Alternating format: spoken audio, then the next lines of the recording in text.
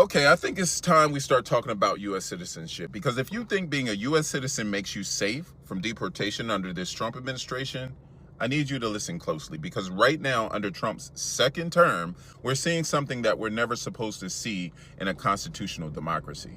American citizens are being deported. I'm talking about babies, cancer patients, legal residents, sent across borders, sometimes without hearings, without lawyers, and without their medicine, and without basic due process. That's not a mistake. That's not a glitch. That's a sign. 3 U.S. citizen children, one just 2 years old, another battling stage 4 cancer, were deported to Honduras with their mothers, and when the judge asked the government to verify if the mother really chose to take her children, it was too late. The plane had already taken off. Now, let that sink in. A U.S. citizen child with cancer was deported without her medication.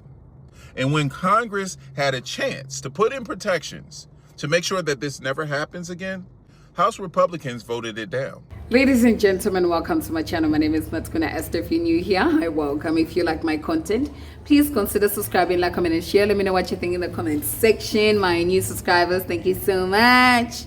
Everybody who is a member, thank you so much. I really do appreciate your love and support. The super chats, I really see them. Thank you so much. Now, Black America has come out to put out their opinion, about this entire deportation of American citizens. And I think it's very jarring that a child with stage 4 cancer and another 2-year-old child were deported. See, the thing is, they want to try to make it so badly that it's about criminals. As you have heard this man talk, oh, it's about to be criminals, the people that do not belong here, we take them to like these foreign prisons and yada yada. But the right reason they are doing this is that they're kind of like doing an ethnic cleansing. See, what did a 2-year-old or a 4-year-old child do? What criminal? Moreover, they even sick. What crime did they do to deserve to be deported? Because see, when they are saying U.S. citizens to be deported, if they are criminals, what did a 2-year and a 4-year-old child do? Need more evidence the U.S. is about to deport U.S. citizens? Here it is. I'm a lawyer in real life. I don't play one on television. And something happened this week that you need to see and hear in order to believe it. My amendment is simple, and I hope that it has bipartisan support. It simply states that none of the funds in this bill may be used by Immigration and Customs Enforcement to detain or deport U.S. citizens. Whether you're a Democrat or a Republican, I hope we can all agree that U.S. citizens should never be detained by ICE or any agency conducting civil immigration enforcement. They certainly should not be deported. This should not be a partisan issue. It's about protecting the most basic constitutional rights of U.S. citizens. Not one Republican voted yes to this amendment. Clerk will report. Mr. Chairman, there are 11 ayes and 12 noes. Not one Republican thought it was important enough to protect U.S. citizens and not use federal funds to deport their own constituents. So ask yourself, why vote against this if you're not intending to use it?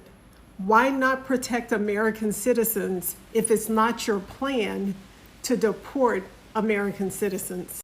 You have to watch what they vote for, and most importantly, you have to watch what they refuse to protect. They have voted not to protect American citizens. We're no longer in the realm of science fiction or conspiracies. These things are actually happening. We know they have already deported children who are U.S. citizens. I mean, this little sheet of paper just says, please follow the law and give an American citizen their rights, which you can still debate in court, but the premise is they have some. So I'm just so bizarrely confused. And then I'm thinking to myself, well, so then if you are gonna not support this, then like what happens when an American, one of your constituents, one of your neighbors, heck, a family member goes overseas and gets snatched? You're not gonna fight to bring them home? I was like, well, wow, deport to where? Because like if you're an American, you're going to deport an American to where? What the heck?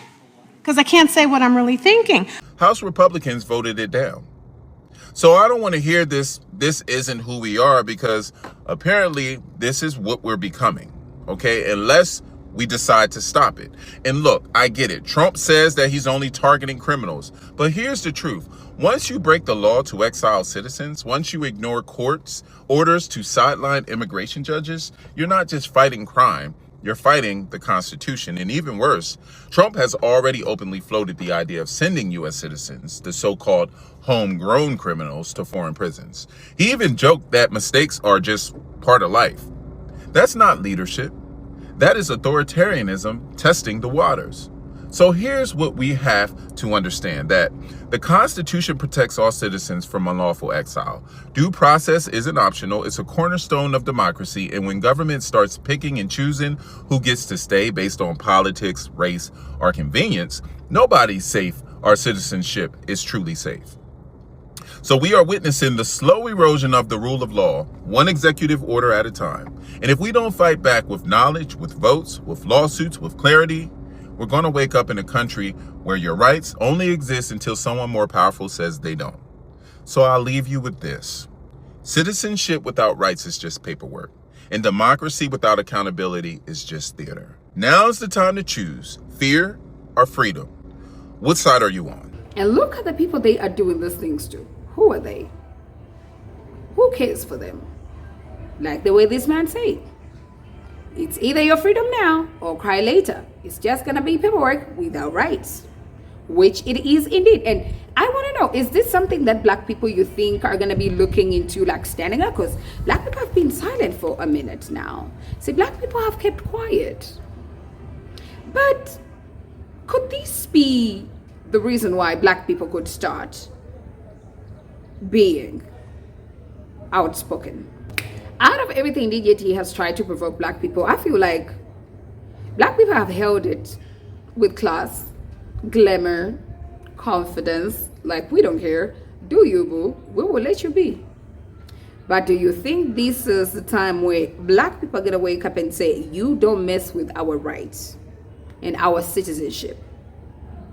Because you bring these nonsense laws in the name of illegals or criminals, but then you go ahead and deport a child. What's next for us? Let me know what you think in the comment section.